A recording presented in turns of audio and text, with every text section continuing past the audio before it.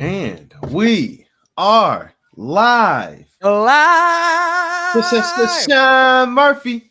Hey, you know What what, up? bro? Kick things off with Kanye West tonight, man.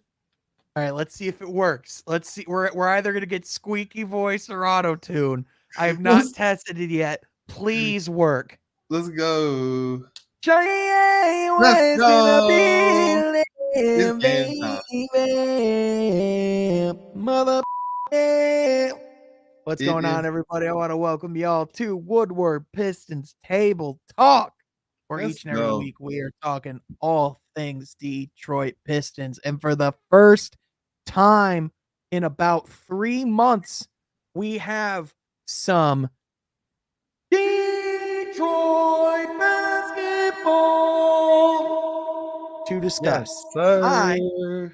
I am one of your hosts, Sean Murphy, alongside to my left, my boy, the Godfather, the Pistons beat writer for Woodward Sports, and my man, Detroit Kool-Aid, Brandon, aka Kool-Aid. What's going on, brother? Sean, you just that's a gift, bro. And I definitely appreciate it. Definitely, man. Hey, it's a gift to have you here, my friend. Well, technically not have you here because you're the one running the show, but I nonetheless, it's just appreciate good to you. see your face. But another face that's always good to see is my guy, Steve Burke at Burke Worldwide at Burke Worldwide. I'm not going to be able to roll my tongue, Steve. Don't scold me about it.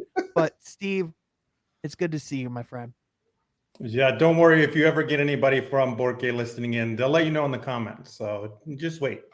That is fair. Before we did get into the rest of the festivities and do, we do want to have a fun night tonight and have some laughs and talk some basketball and do kind of embark into some, into some more basketball talk. But there was some pretty serious stuff, Steve, that, happened, in your area over the last couple of days. And I kind of do want to give you the floor real quick to kind of, talk about that and just, yeah, let's discuss that real quick. So as I've mentioned a couple of times, I teach here at the University of Arizona. Sadly, I have to tell you all there was a shooting on campus yesterday, and Professor Thomas Meixner, who was in the Department of Hydrology, was killed by a former student. So thoughts and prayers definitely with his family.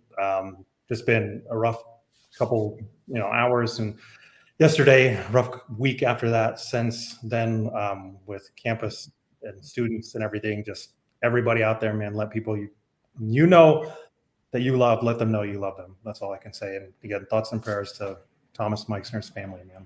Yeah, thoughts and prayers, absolutely, senseless crime, just heartbreaking. And yeah, we just don't want to normalize that type of stuff because it's not normal, it's not acceptable. So thank you for sharing, Steve. We just appreciate you. We're glad that you're okay, and we're just grateful to have you here tonight. Now, let's get into, we have a stacked, evening of basketball conversation to be had. Coming up, we're going to be talking about the Pistons preseason game, not really recapping it because we have already done that in a lot of different ways, but specifically, we want to talk about some of the reactions to that game, specifically maybe what we're missing, because it seems like the reactions are not what we expected. However, at the same time, something that is, I think, is an interesting conversation. But also, we want to dive in a little bit more and talk specific players that stood out.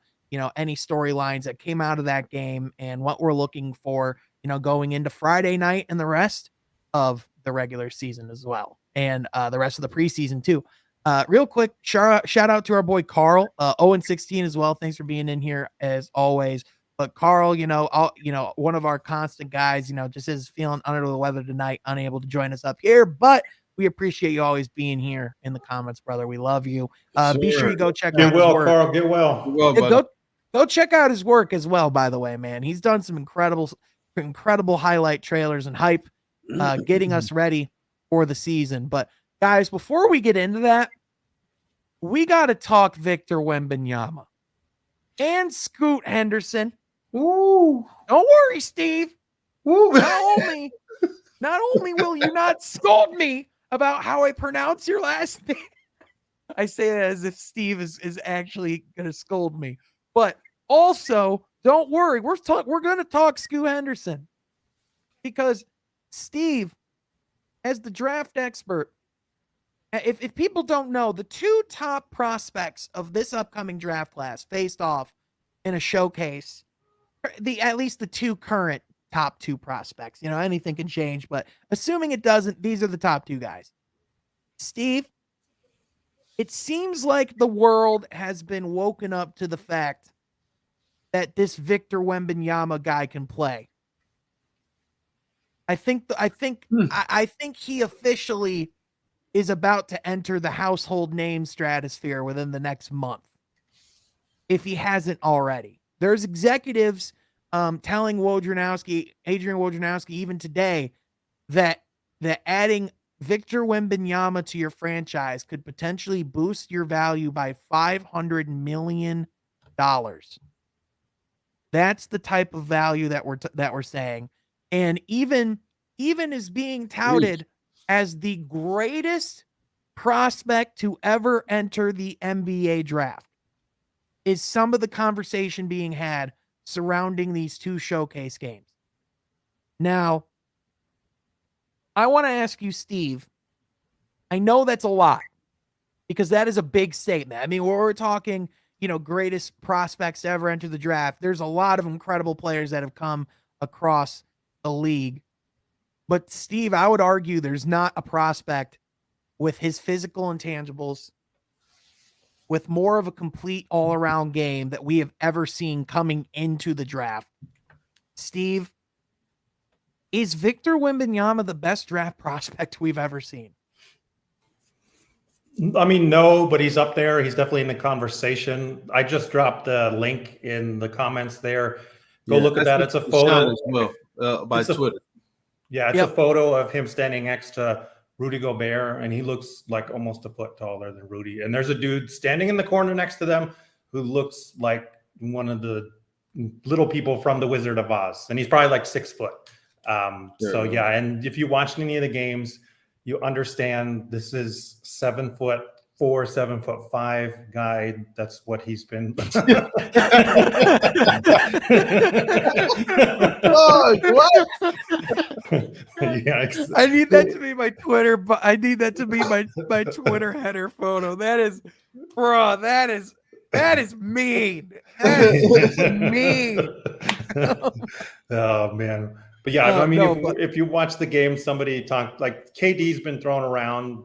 Normally I'm like, whatever, but you can't help it, because KD, when he came out, everybody was like, we've never seen a 7-foot guy move like Iceman George Gervin. And now it's like, we've never seen a 7'5" guy move like KD and have that smooth jump shot too. Because everything looks fluid for him is the thing, like the handle, the way he pulls up, the way he can post up. And then on top of that, he's everything that everybody said about Chet last year on defense. Has switch potential, gets out and blocks shots, just so much that he can do on the defensive end. And then, he does also have like lead scorer potential. Like the closest person I could ever think to him was Ralph Sampson. If any of you are old enough to know what Ralph Sampson was like, he was like 7'4", I think, and same thing, like defensive. But that just tells you though how far back you have to go to even come up with a comparison, because we're talking generational prospect. Yeah. LeBron James himself was quoted after watching the first showcase game, and this is similar to something you said to me, Steve, on a podcast a couple weeks ago when you came on Front Half Court. He said, a lot of times people throw around the term unicorn, and I think it's a little overused. But I think in Victor Wembanyama's case, he's not a unicorn. He's an alien. Yeah. Steph Curry himself just said he's literally a 2K creative player. I've seen like 50 tweets now all saying the same thing of like, wow, this is like the 10-foot tall player I made on 2K. And it's like, Yeah. It's getting wild, man. It's getting wild to see like those types of players starting to just scratch the surface, because what's basketball going to be in the next 5, 10, 15 years? We've seen how it's changed, how a player like Andre Drummond, when he got drafted, it was kind of at the tail end of the era that he could thrive in. And it changed literally in his time in Detroit. What is it going to be in 5 to 10 years. It feels like this is, and Steve, correct me if I'm wrong, but to me, this is like, I feel like we're truly beginning to see the impact of the Steph Curry era on basketball. Like specifically, like Victor Wembanyama, like if you think about it, was probably what, 8 years old when Steph Curry was starting to win his MVPs and starting to like get into NBA prominence.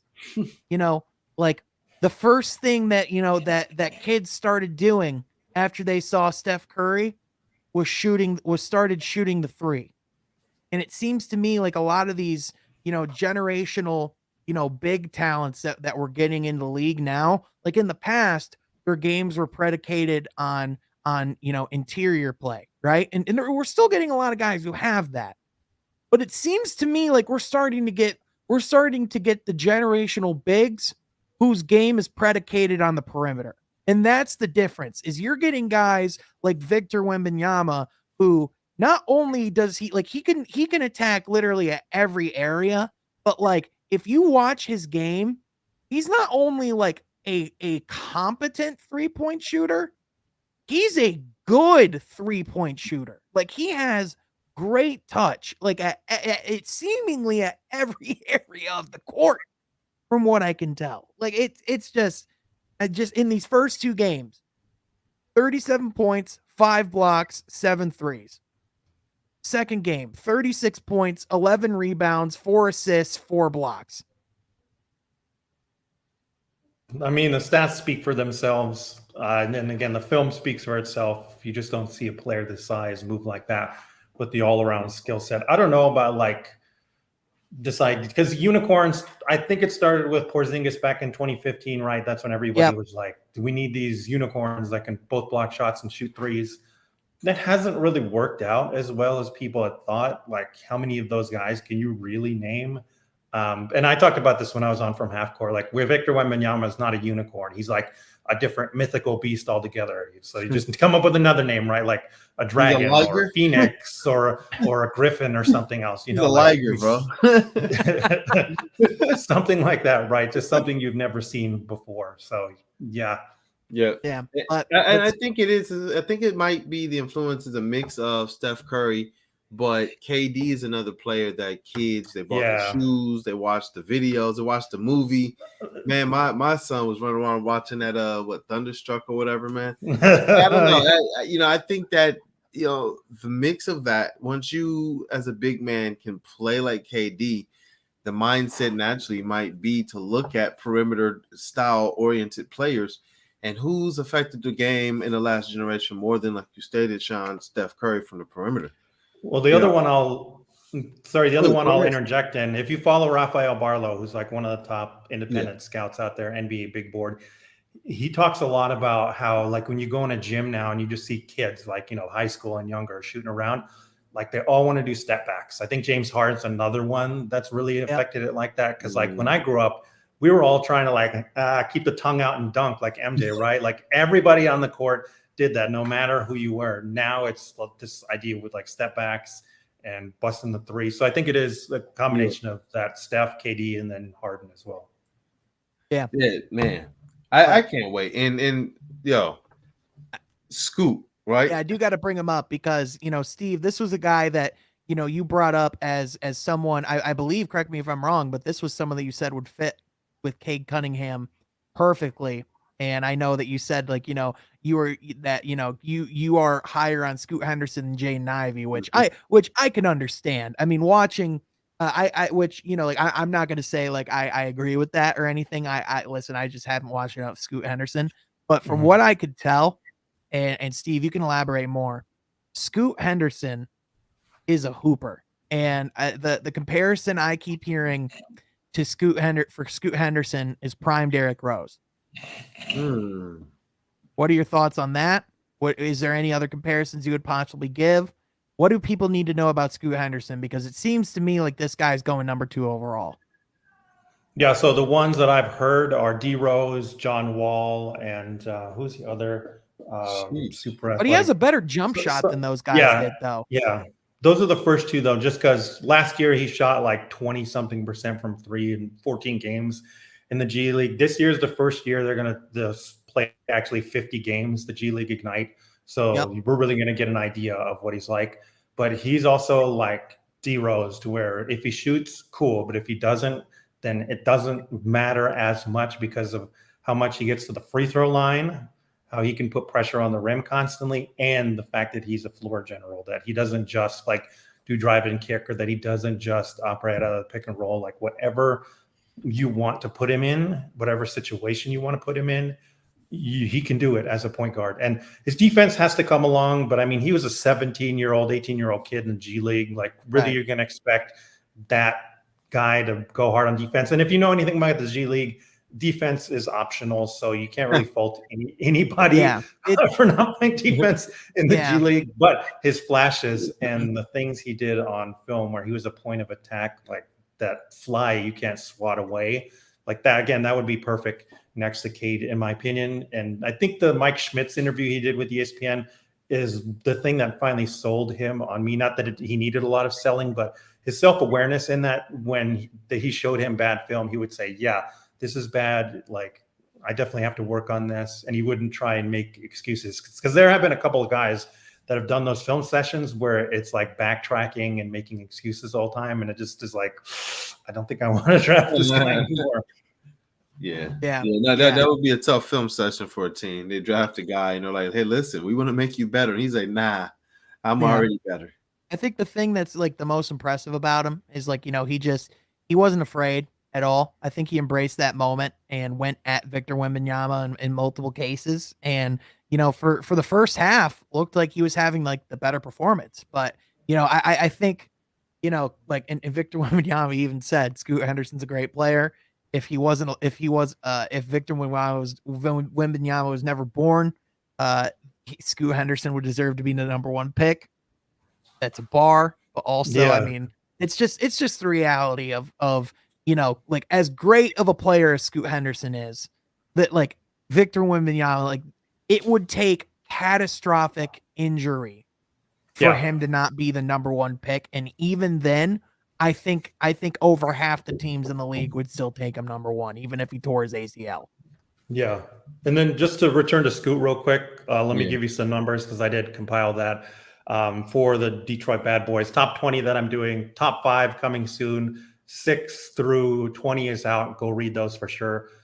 Scoot Henderson, again, remember, this is a 17 to 18-year-old kid playing against grownups. Number one thing, he had a 2-to-1 assist to turnover ratio, 88 assists to 44 turnovers. That by itself, I don't know anybody else that could really do that, just like being a high school kid playing against grownups, right?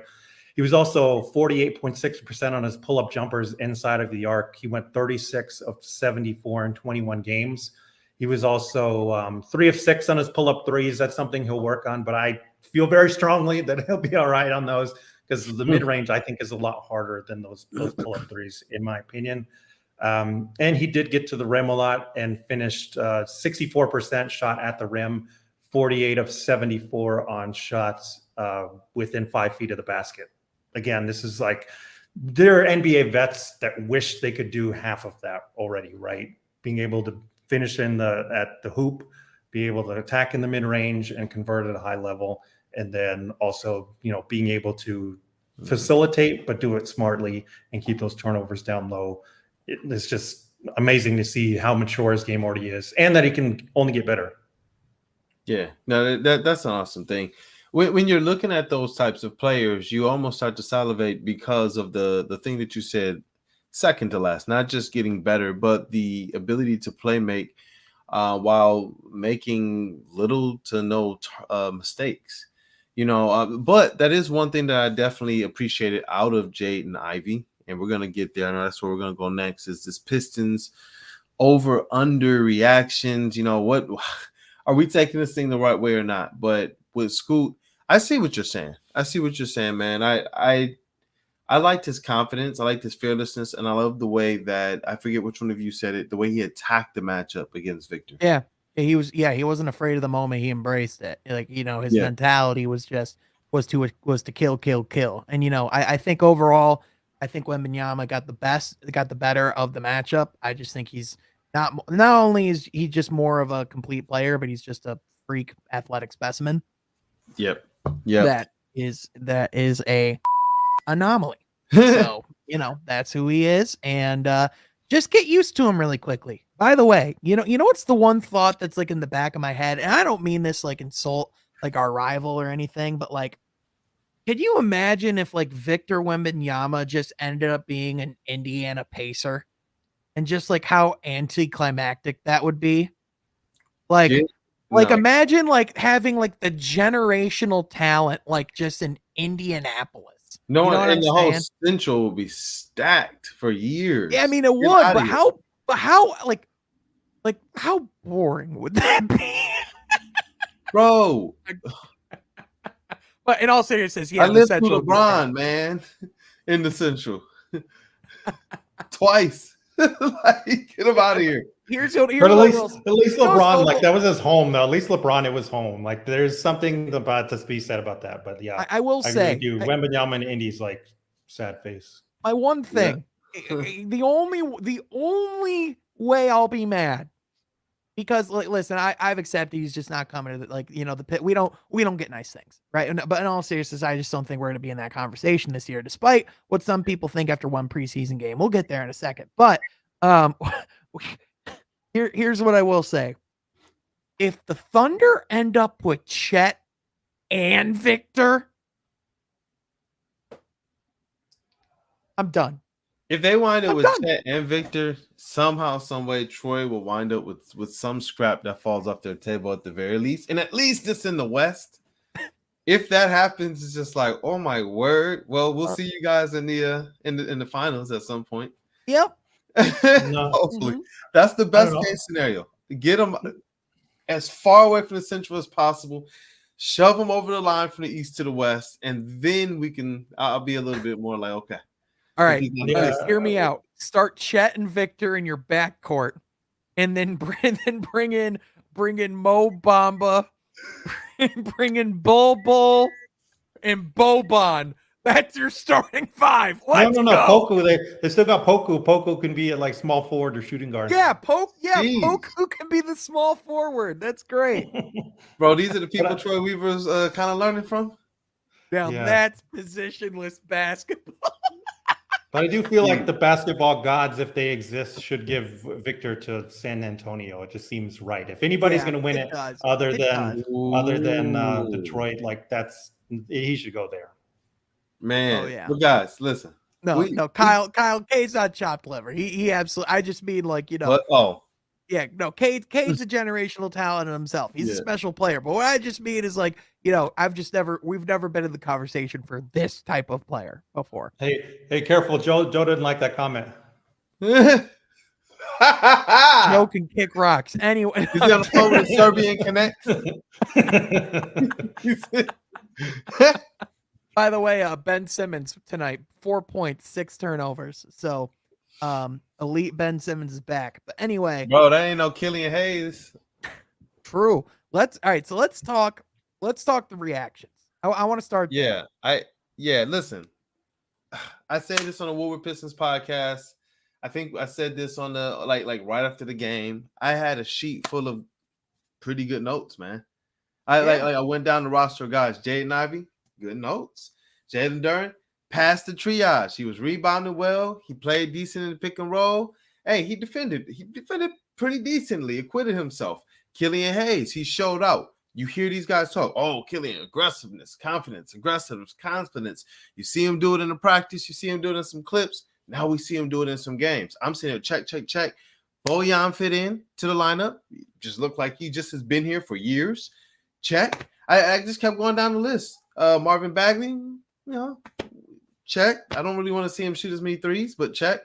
The 3 guys that had kind of the question marks were the ones.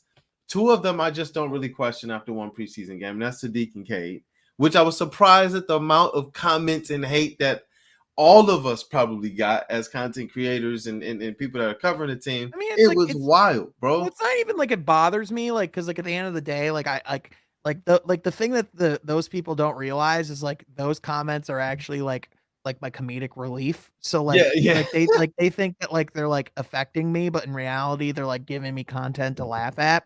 But like in all seriousness, and Isaiah Livers, man. listen, man, I was like, check.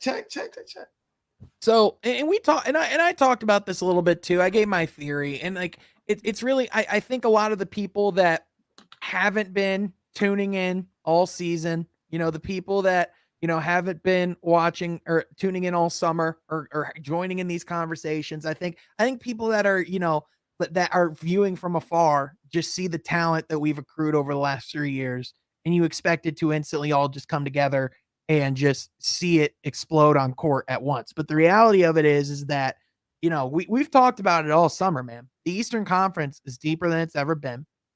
And more importantly, and I think this is really just the ultimate sentiment. And I know I use my effects normally for comedic effect. So, again, if you guys will just will allow me to, okay. It's a preseason game. Holy No, it's not, Sean. Sean, Jesus. it's life. It's life, Sean. Like, it's do or die, Sean. It's the play. What did Rod say? What did Rod say on the What We Pistons podcast? Rod Beard, shout out Rod Beard, Detroit News assistant sports editor. He said, "Fellas, the season is over. We are now tanking for Victor. Listen, or Scoot." He said, "Or Scoot," because we lost a preseason game, not just any game. The first one. Yeah. The first preseason game against a team that I guess people forgot hosted a playoff series in the first round 2 years ago. That only didn't get in the playoffs this last year because of health. Well, also because of a lot of other reasons. It's the New York Knicks. We could go down a whole plethora. Did they add the best guard, free agent guard? I'm glad you brought that up, Kool-Aid. Jalen Brunson. A guy that I got, I know I used the bleep button a minute ago, but a guy that got a lot of shit for liking as a basketball player. Looked like a pretty stable veteran point guard, did he not? He did, and Sean, that's why I wanted to start with Jalen Brunson, is because of what he typified, is what Coach Tibbs and his teams typify. Jalen Brunson came out and said, "Oh, you thought this was preseason? Cade?" He was playing like this was regular season. Like, I'm not letting you do anything. You trying to work on your back downs? No. Nope. You saw the way he was playing them on defense. Well, and on offense, I'm just sitting here like, bro, slow down. You're gonna get injured. You like literally, man, he's really playing tough. But then they show the coach, and Tibbs is over there literally like, and it's like dude, Tibbs just sitting there the whole time, just like a double shot. Yes, the whole game, and you hear him yelling on offense. Ball! I see him kill like them! Kill them! Kill them! Like, he's that's up, who he like is. yeah. Like, hold on, Sean. Offense, he's Sean with his glasses on. Defense, come on, Sean, take him off. Let's see him on. Kill them all! And that's what I saw. Like that's how the game started. When I saw that matchup being much more physical than I thought we were going to get in a preseason game, I knew instantly this is going to be something different, because the Pistons came out like a team that's trying to learn to play the right way, that's trying to learn how to compete, that's trying to learn, hey, how does Cade and Ivy kind of mesh and fit, and they came out with a lineup that we gotta get into this. I don't know how that lineup works in the season. The Knicks came out here like, yo, we took a step back last year. This is the Pistons. This is national. This is a tune-up game. Let's just go out here and just punch somebody in the mouth. And that's how they look like Tibbs teams. And the other thing too, in this, and again, like all the haters in the comments are just, the people that are casual basketball, viewers are going to say, well, these are just excuses. This is just the reality. This Knicks team has played together for multiple years now. They have continuity. So for them, this preseason matchup was just another day. It was like riding a bike. For the Pistons, a lot of this was implementing players like Bojan Bogdanovic, Jaden Ivey, and Jalen Duren, a team that has largely not played together and have had much experience together. So, and also the Pistons, who we have talked about and have reminded a lot of people, still have one of the youngest rosters in the league. So if there's any time that they're probably going to struggle, it's at the beginning of training camp. Who would have thought? Crazy. Steve, you look like you have something to say, brother.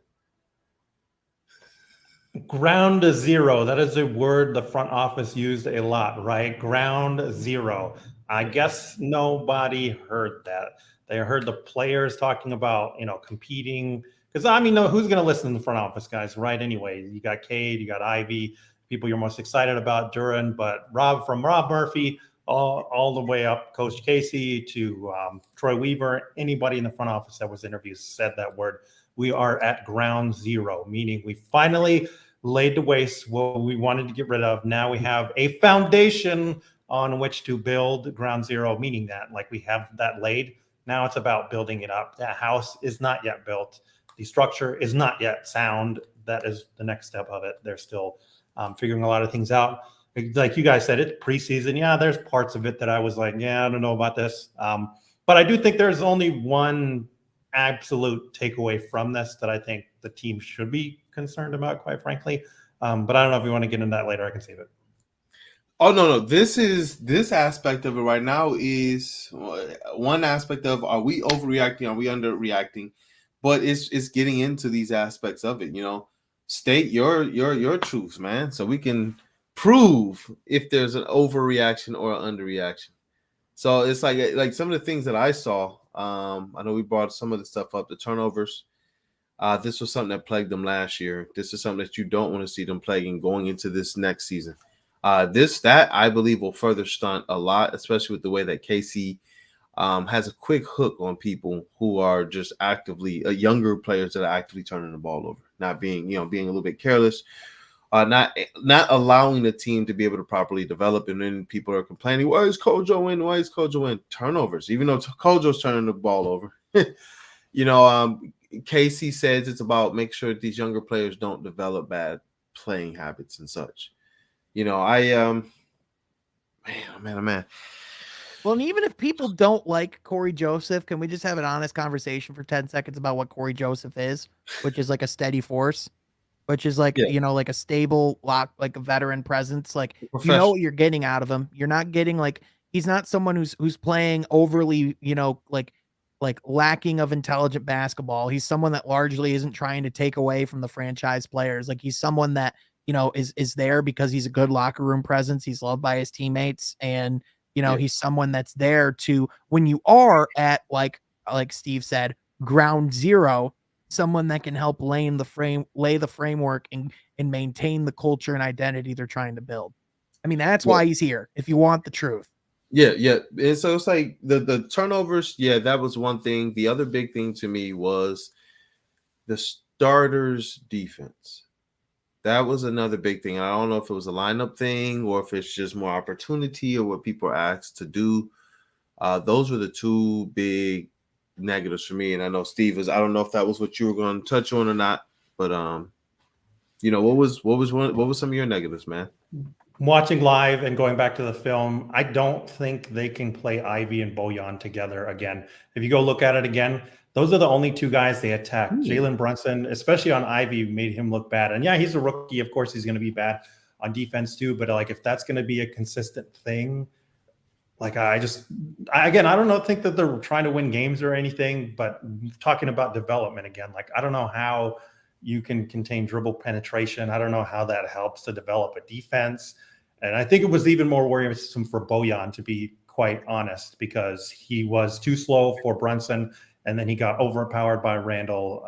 And if you watch again, too, on a lot of the switches that Detroit did, by the third quarter, New York was like, okay, we're just going to get Mitchell Robinson on Jaden Ivey. They never really took advantage of it, though, but there are a bunch of times where they got switched up and Robinson is peeing his pants excited to get the ball because this guy's a foot shorter than him and they never did it. So that's the part that I think is the only concern, to where it's I don't think they can do that lineup and really help with defensive development, because they just get picked on, those two in particular. And I don't want to rag on Ivy in particular, just because I know I've been kind of branded an Ivy hater already, and he's a rookie too. He's supposed to suck on defense. Every rookie sucks on defense unless you're Gary Payton or somebody like that.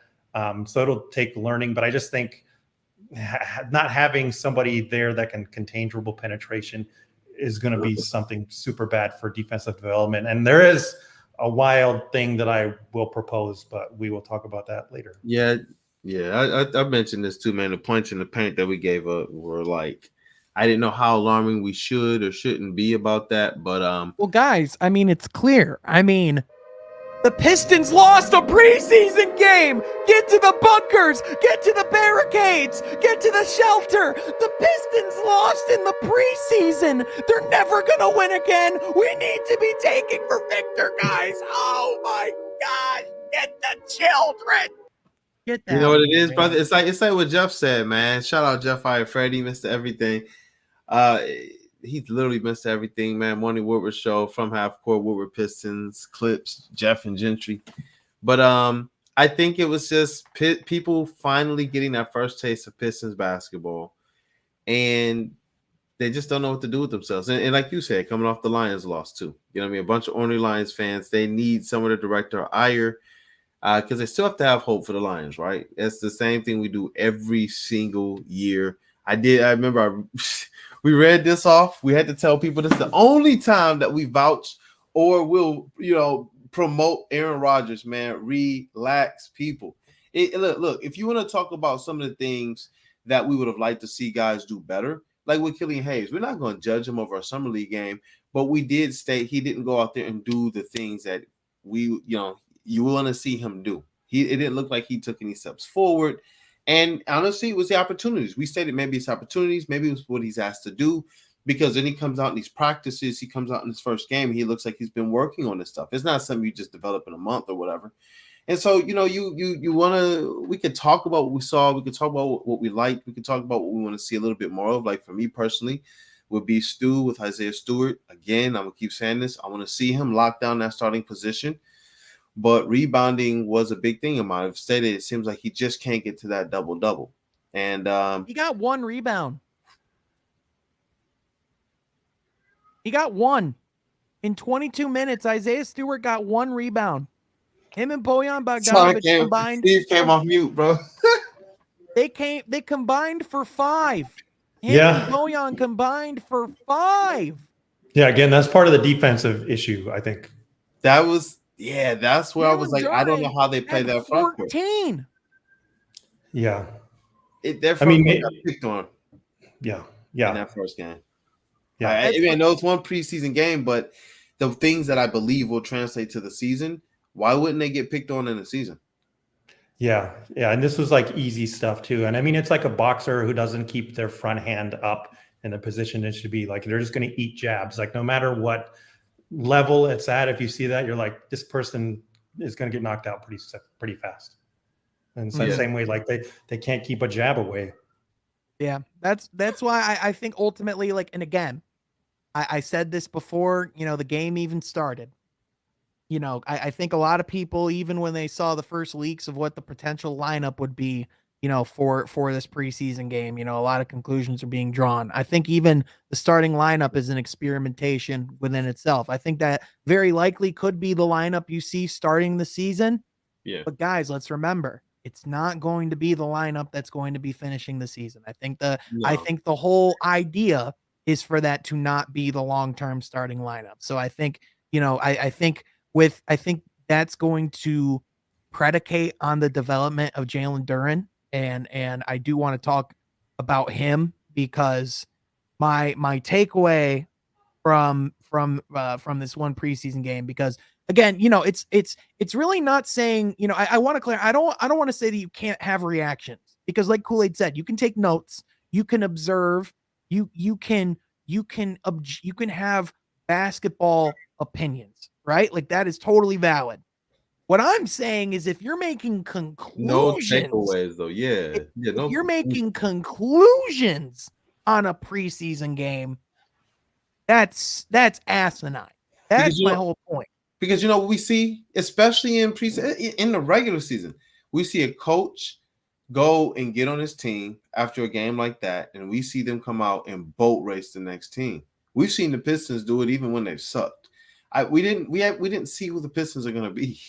That's not who they're going to be last night. Even if that's the same lineup that they run for the first quarter of the season, that's not who they're going to be. You know what was interesting? Somebody stated in one of our chats that was Cade Cunningham's first preseason game ever. And I was like, Yeah, man. Yeah, like he said something interesting about now I know how to prepare my body and my mind for the season that I've gone through it. Maybe he came into this regular season because Casey said it before the game. If we're going to listen, we're looking at this first game as what? An extended practice. Those boys came out there and looked like they was trying to practice. Like, all right, like how football, we practicing with another team. We go soft. Yeah, No, New York came out like blitz, bro. Like Tom Thibodeau came out like blitz. Kill, murder, get to your battle stations. I need you to murder that man. Yeah, I had too much fun with that. We're done with that bit, but yeah, the rotation was practiced too. Chuck is killing me tonight, man. But Sean, look, there were things here that we talked about that we recognize, hey, have to be a little bit better. I'm not really going to parse Sadiq Bey and Cade Cunningham. I'm not. I have to get through like a quarter of the season before I even start to think anything negative or regressing with them.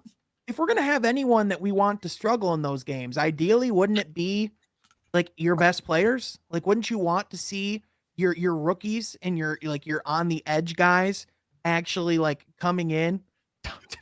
Yeah, no, that man doesn't have a voice because it's always preemptively lost. That's the thing about it. And Charles, I'm worried about me too. Believe me, don't you worry. But anyway, but in all seriousness, like ideally, wouldn't you want like your rookies like Ivy and Duran and even someone like Bogdan? Like, wouldn't you want those ones to be the guys that shined in their preseason debuts? Oh, how did they do, Sean? They did really well. Like Bogdan, like I said, like even though like there were moments like Steve said, like on the defensive end, like there's moments that are concerning. But again, he's been with the team for like a week. Not only does he have to learn the system, offensively, he has to learn the system defensively as well. That's also an adjustment. I think, like Jaden Ivey, we talk about the turnover problems. Jaden Ivey didn't have a single turnover. And he actually was 6 of 9 from the field, was pretty efficient. And one of my concerns going into the game, I talked about it in our pre-show, was if he was going to come out like his summer league debut and be like, like super zoomy all over the court, like not being able to control his speed, overexcited. He looked composed. He looked calm, collected, and he looked ready to be there. So, I think, I think if you're really, in my opinion, that's what you look for in your first preseason game. Yeah. Like those are the questions you ask. Like, did my rookies look ready to play? Did my new player look like he fit on the team? And how did my guys on the bench looking? Because someone just said it. Killian made me proud because Killian perhaps had his best performance in a Pistons uniform. Stan Van Gundy even said during the broadcast, this is the most aggressive he had seen Killian Hayes in his years as a Piston. Yep. And that's what he set out to be. And that's what I was saying. We want to see those types of things. If you guys really have concerns or worries about Sadiq or Cade in their first preseason game, when they are actively working on things, Sean, we cautioned this. I cautioned this last season. We all cautioned this when people were worried about Sadiq. And it was clear when Sadiq was first drafted, his role was to be more of just a kind of a 3-point shooter, more of an outlet type of a player.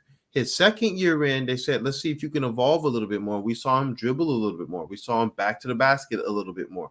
We saw him get into the mid-range and try and drive to the rim and be a little bit more tough. And it did drop his overall efficiency, but to me, it raised his overall effectiveness to the Pistons.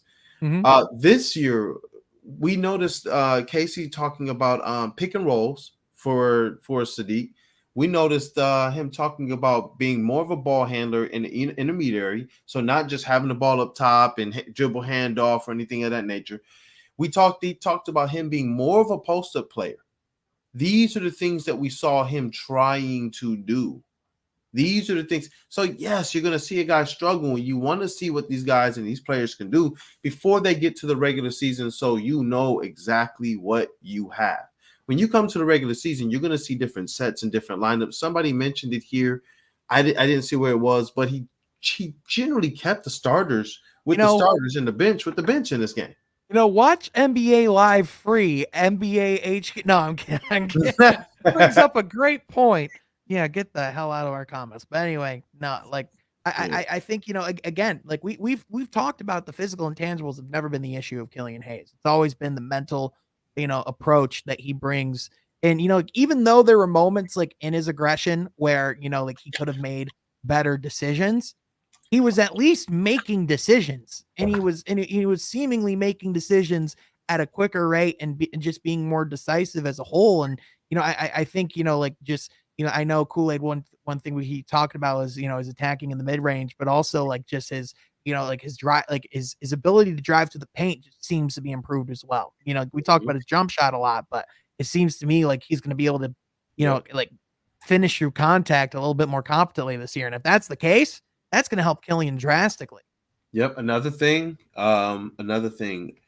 Killian improved on his ability to do what I call, and what my coach used to call short dives to the elbow to be able to get the passes out. In the practice, we saw him doing that a ton.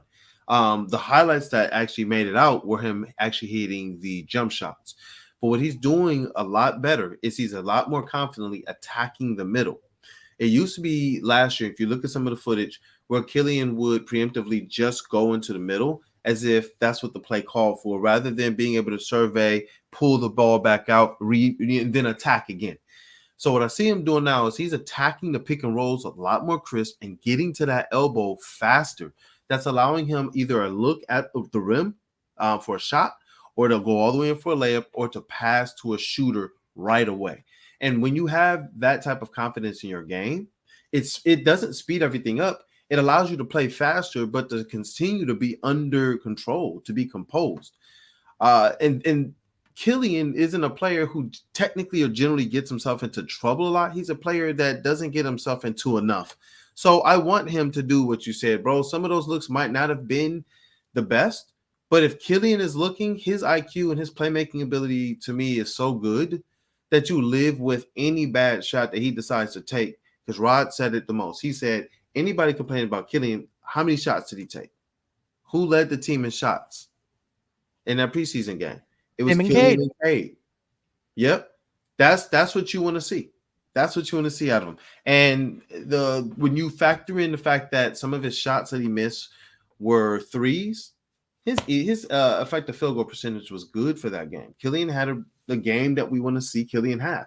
He picked up on where he left off at the end of last season, and he looked a little bit more aggressive. To your point, Sean, I didn't really have too many complaints about Killian. Yeah, but I talked. I kind of alluded to it a minute ago and said I wanted to talk about him. Jalen Duren is never going to play in a G League gym. It is never going to happen. The only way that not guy not on G League opening night, Motor City Cruise. No chance in Come on, hell. Man. Come on, man. He ain't gonna be down there. He'll be there to support. He'll be there to cheer on. But as a player, oh hell no. That boy is an NBA player right now.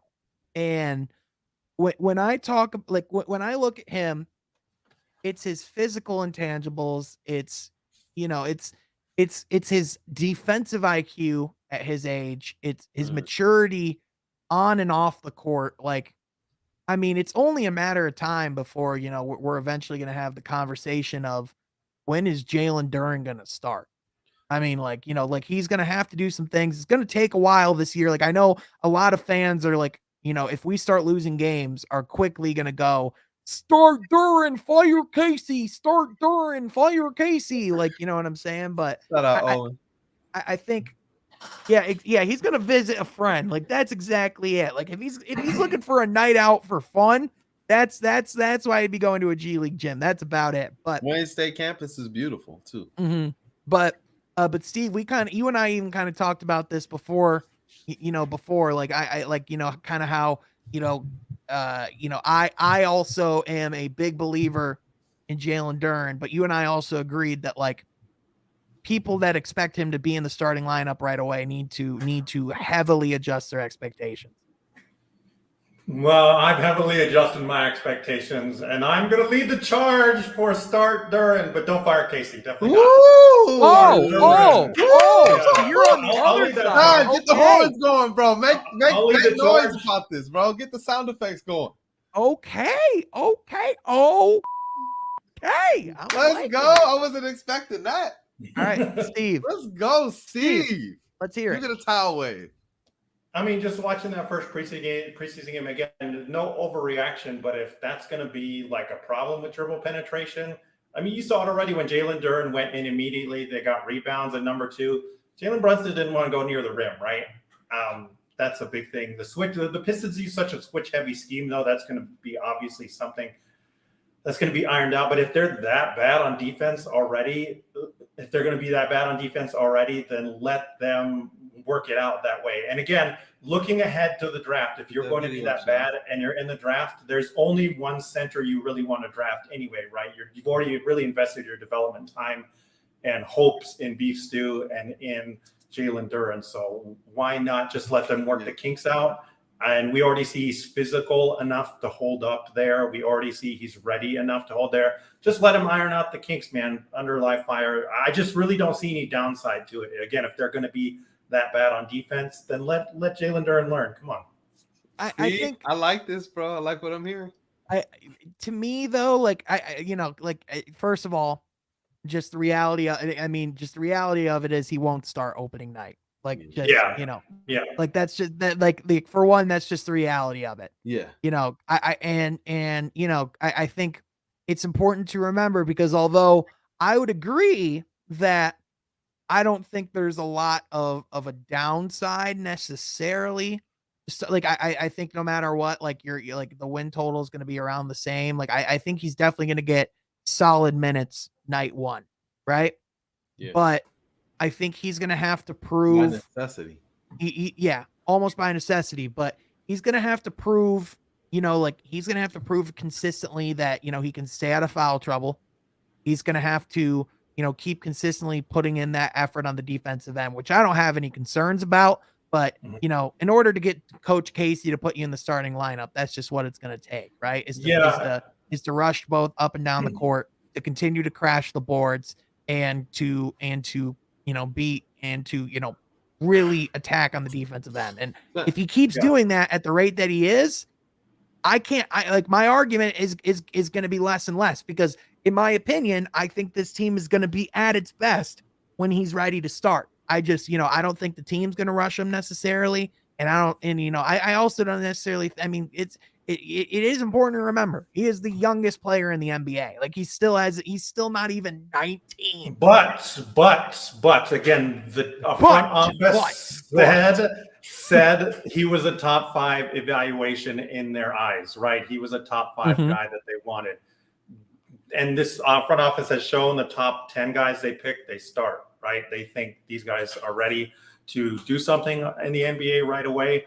And my other thing about why start Duren is, man, can somebody on this team set a screen, please? Like that is driving me bonkers the most. And Jalen Duren still needs work there as well. But 6'10", 250, that guy's probably going to have an easier time setting screens than Bojan and Sadiq if you play them at the 4. I think that's going to be really the bigger issue for the offense going forward, is being able to set screens. Because again, Killian, Cade work best in screens.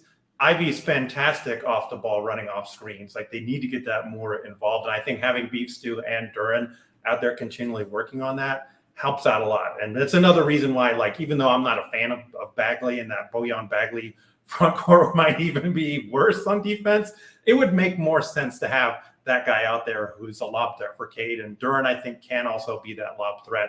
Cade missed him once on a lob because Duren doesn't have the chemistry with him yet. He didn't have the awareness for it. Right. And somebody else, I forget who, threw him a lob too that he missed. So that's another thing. Like once he gets that chemistry going, like, man, he's going to be so good. Steve, are you saying they need time together in order to like have chemistry? That's what I'm saying. Maybe. Games? No, Steve, you tripping, bro. That's an excuse. Oh, my bad. You're right. But look, Sean, do you have that video you were showing me earlier of Jalen Duren? Yeah, Please pull man. it up. Yeah, let me pull it up. And I put this on the screen from Chuck Brewer because we were talking about some of the things that impressed us the most on the Woodward Pistons podcast. Definitely go check it out if you haven't seen the latest, and go check out From Half Court as well. Great coverage all the way around. But I said, look, it was probably a play that didn't count. That chase down. Let me pull up the chase down block. I was gonna pull up the switching on defense. Oh yeah, that's what I wanted too, though. That switching on defense was amazing because these are elements to his game that we didn't know what we were getting. We didn't. Here's the chase down block first, because this was truly this man. You see the speed, you see the athleticism, you see everything. Look where he's at. Look at him go. Look at him go. Look where he was at. Look where he started, bro. Heck no. Dog, get out of here. That's a motor, man. That's a motor. And please show that defense. Please show the defense, man. He's exhibiting things that I'm just like, ooh. Yeah, the thing to me, like doing the draft evaluations, everybody kept saying he's limited, which was bonkers to me. After this, let me finish. Perimeter defense, man. Yeah. To me, I like Steve, like you're saying, like people are saying he's. I'm like, it seems like he's limitless. Yeah, because I mean, for being a quote unquote limited guy, he led Memphis in points, rebounds, shot attempts, free throw attempts, and blocks. Like, that's a limited guy. Get out of here. This guy's ceiling is insane. I mean, just, it just, and the thing that, it just seems to me like he's the new era big with the old era mentality. And quite frankly, it just, it's only been like one preseason game and some summer league action, but this guy's going to be special. You can see it. He's just going to be special. He has it. He just does. Yeah. The other guy that really impressed me, obviously we talked about Killian, we talked about Jaden Ivey. I'm thinking that this player is somebody that probably needs a little bit bigger role even. And let me think. We got Jaden Ivey, we got Killian, we got Jalen Duren. We talked about Beef Stew, Sadiq. We talked about Cade. Sheesh. Bojan. Hold on. Sheesh. I can't believe the name literally just slipped my mind, bro. I literally can't believe that. Livers? Let me pull this back up from the note. Livers. I don't know how his name slipped my mind because that was the player that I was probably the most impressed with from that game. And it was Isaiah. I see everybody else in the comments saying livers. Trying to see if people was gonna be on their game, man. Trying to see if the people was on their toes, and they were.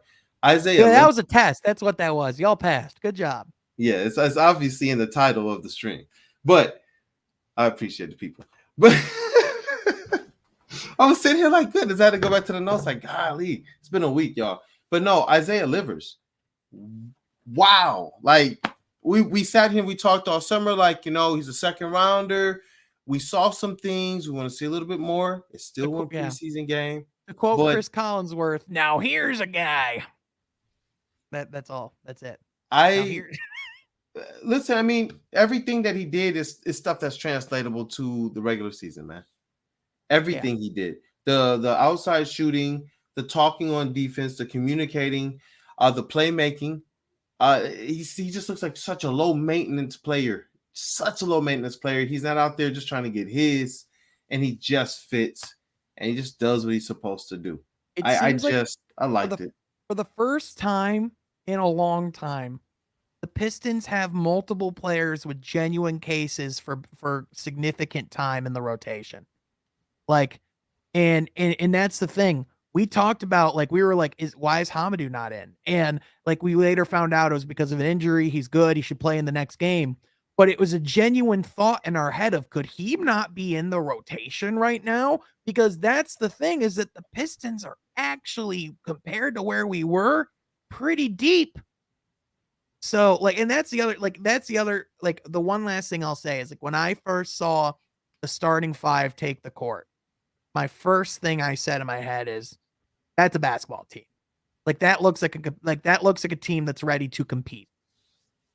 At least to me. I mean, now I, here's the thing. You know what will help them compete? If their front court gets more than 5 rebounds. But that's all. Look, Again, that's all. I agree with you, Sean. I'm not gonna leave you on that take. I said the same thing, and people were like, "What? What, you think they were good?" I'm like, no. I could see where this team is headed. I can see how they can look.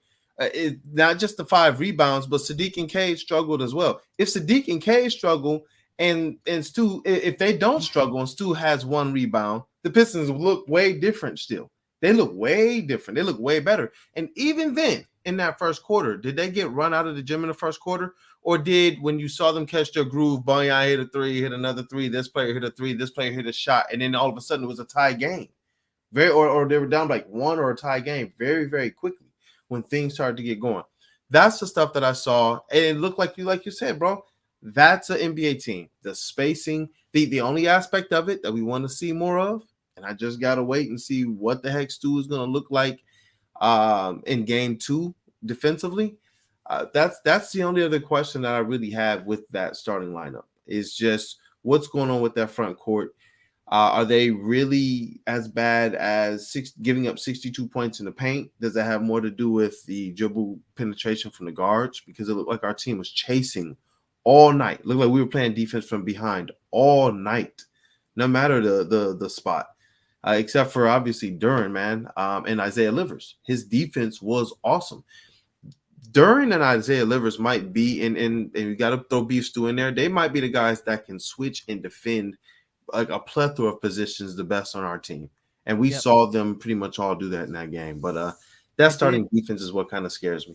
I did real quick want to clarify because someone asked, was asking about the injury. So this is actually from our guy Mike Curtis. So be sure you go and follow Mike and support him. Shout out to our guy. But Hamidou actually had he missed Tuesday's game due to a leg contusion, and he even said something minor, nothing to be concerned about. And he even said, God willing, he hopes he'll be playing in tomorrow's game against the New Orleans Pelicans. So just wanted to clarify on that. Yep. So nothing big. Yep. Were there any other players, man, that anything else from these players that stood out? Anything else you wanted to highlight? Anything else that you guys out there in chat world think that we're underplaying or we haven't highlighted yet? I feel like we covered a lot. I think we've covered it as much as you could cover one preseason game. I think that's kind of the point of it. Is like I think ultimately, I think there's a lot of reasons. Yeah, he definitely looked to be in better shape. His physicality, he looked leaner.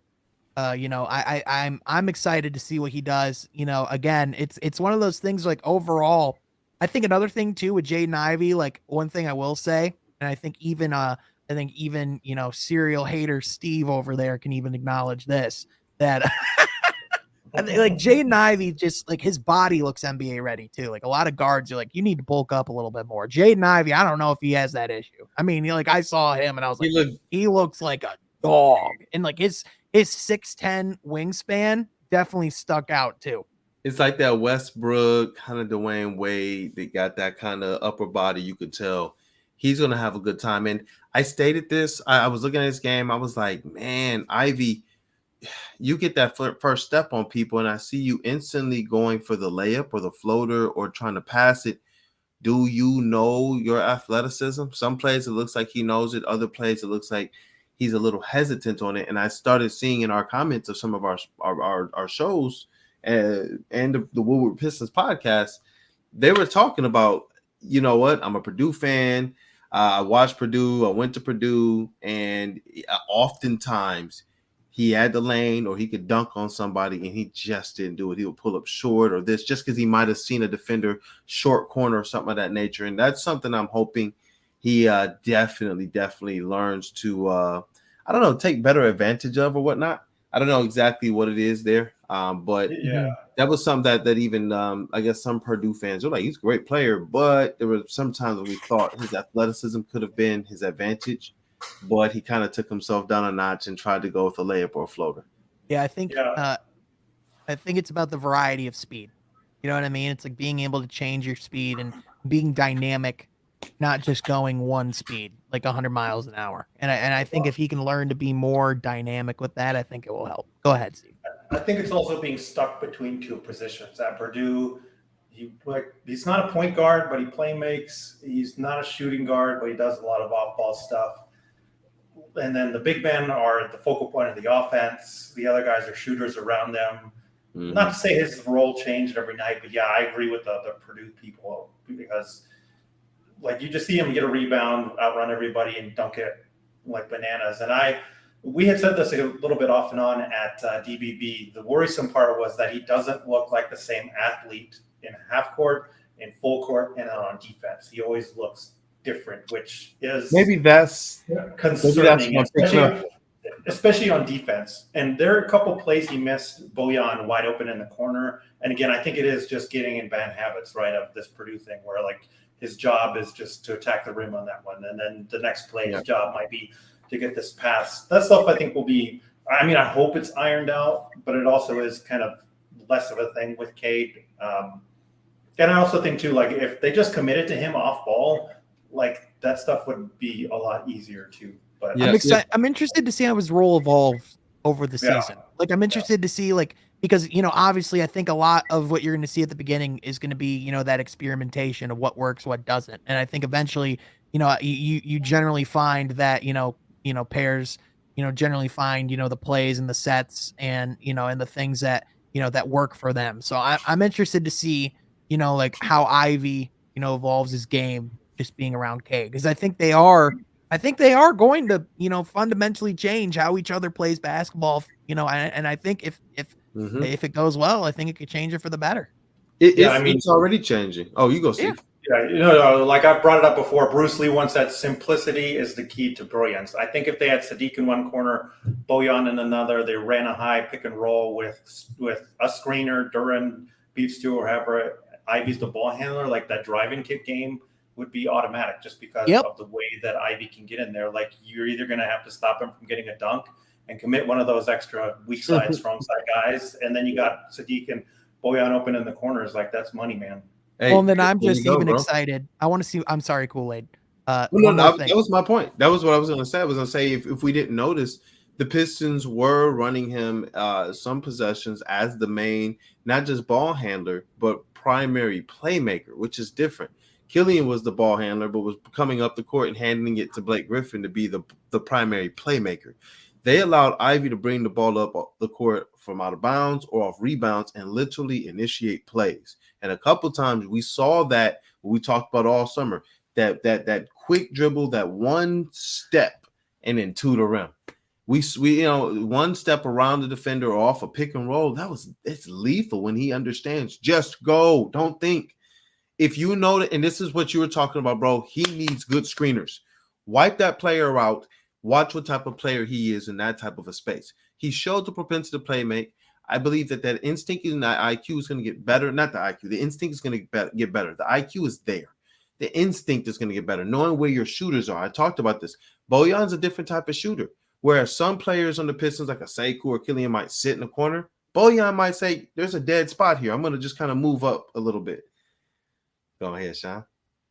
Can I remind the class, as we keep watching these guys throughout this preseason, that about 9 months from now, we're going to have $80 million worth of cap space to build around these players that we're talking about currently, that we're about to be able to watch to develop. That's serious dinero. Joe's got some ideas on how to spend it. I don't know if you want to hear him, though. Shut the up, Joe!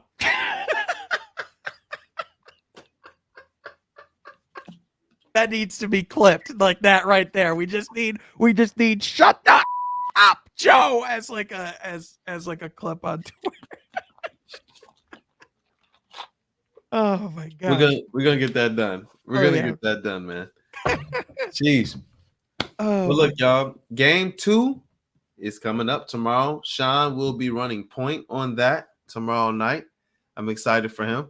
It's gonna be fun, man. Yeah, we'll go live a little bit before the game, discuss anything we have going on there. Steve, you're more than welcome to join if you like. If you can't, I totally understand. But also we'll be previewing The Pistons will be facing against the New Orleans Pelicans, Zion Williamson, CJ McCollum, a team that, in my opinion, is a sleeper for the Western Conference Finals this season.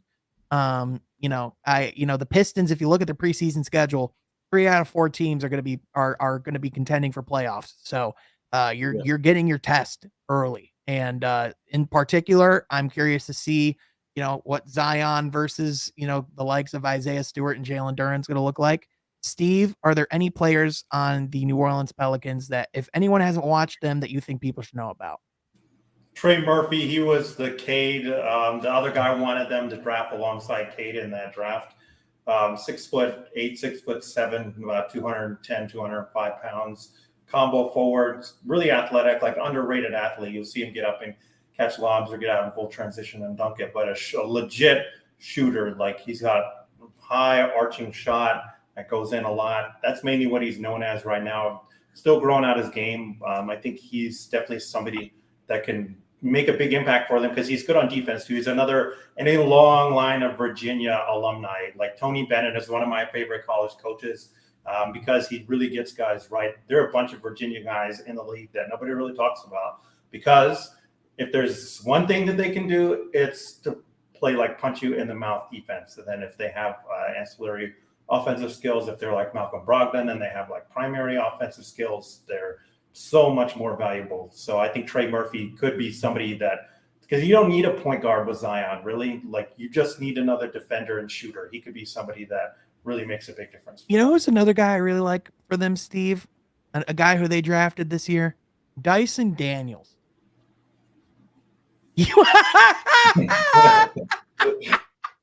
That was the least glowing review I've ever seen you give a player. I get him in theory. I don't get him in practice. So.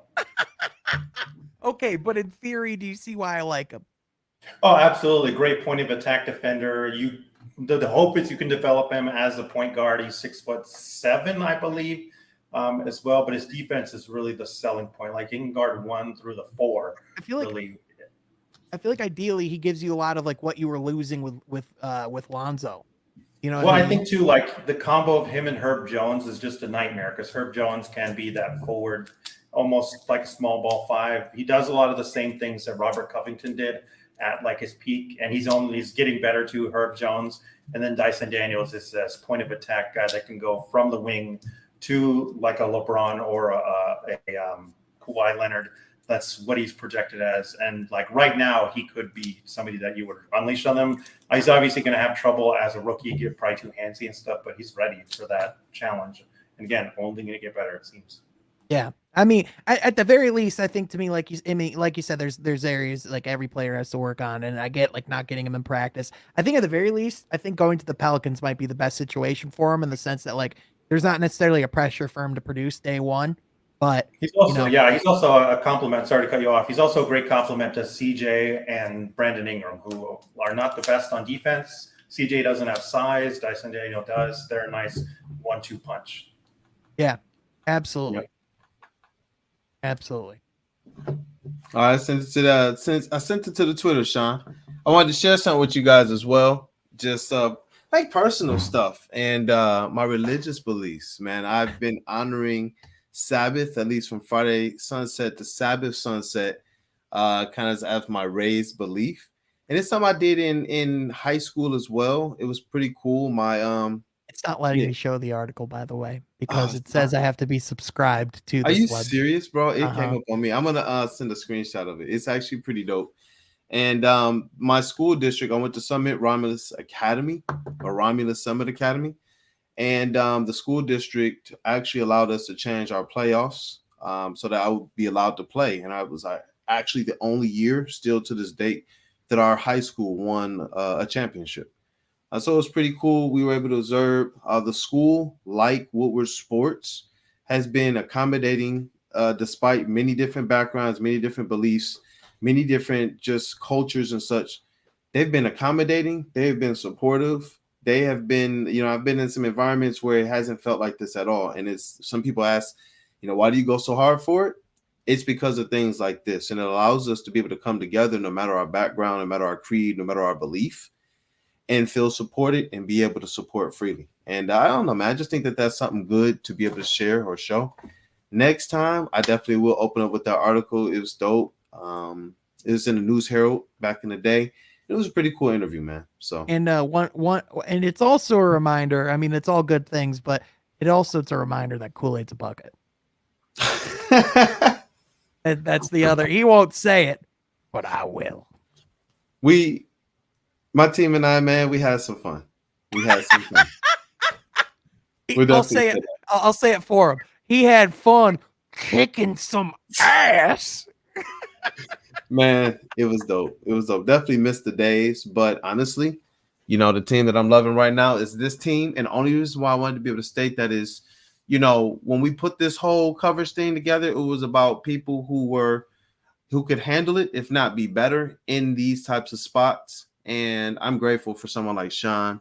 I'm grateful for someone like Jeff and the roles that they're playing as it relates to make sure that this coverage gets done and it gets done well. So, Sean, bro, definitely knight you. But you don't need nothing from me, bro. You're great at what you do. Appreciate And crush it, man. Hold it down. I mean, that's the beauty of our coverage team is that, we're a team. At the end of the day, like, people can tag in and we, you're getting great coverage whatever day of the week it is, whoever it's being by. And that's why we come around to these parts, and that's the beauty of this platform, because we really do believe that we have the best Pistons coverage, not only in the state but in the country, and we're getting the best coverage from every angle, not only for the Pistons but also for the entire league. You can follow because we got a really big team. I need to hear it. I need to hear it, Sean. I need to hear it, dog. Damn it! It's freaking Chipmunk Day. Damn it! Chipmunks for the win, bro. Then we gotta get that at least next stream. You gotta really big things.